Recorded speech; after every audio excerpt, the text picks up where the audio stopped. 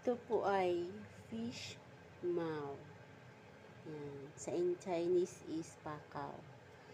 Ibinabad ko na po ito ng whole night. So, ito na po siya malambot. Ayan.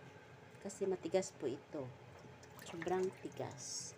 So, nagpakulo po ako ng tubig para pakulo pa. Ilaga ko siya ng 10 minutes lang. Ayan po siya. Kasi ilalaga ko muna siya sa luya. Lagyan po natin ng luya para hindi siya langsa. Takipan muna natin at pakuluin. So, kulo na po siya. Ayan. Ayan. Takipan ko lang po siya. Hayaan ko na lang po siya na lumamig. Ito na po siya, tanggalin ko isa-isa para palamigin ko po. Ayan.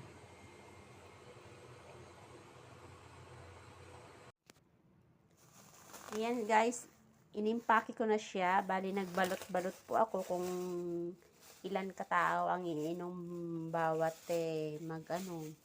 magagawa ng sabaw. Kaya kailangan iimpakehin natin para hindi tayo mahihirapan kumuha. Yan, ayan po yung aking sabaw. Ayan. Native na manok. Ayan. Tsaka yung aking karne po. Ayan. Ayan.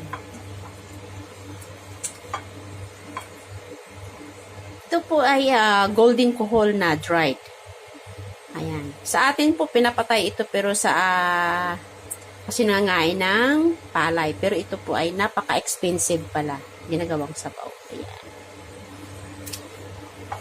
At saka ito po yung sea cucumber ko. Ayan. Yung sea cucumber ko po ay medyo matigas pa.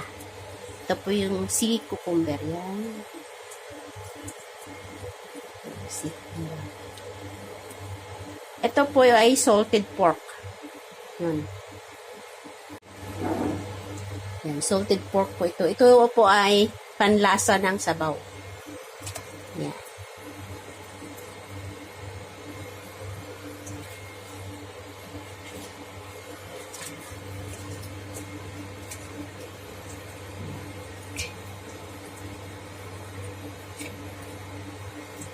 Yan.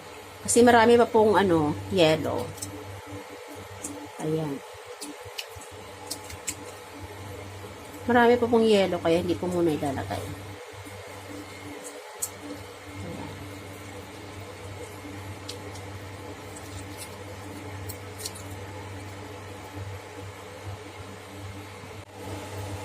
Ayan. Lambot na po kasi ito.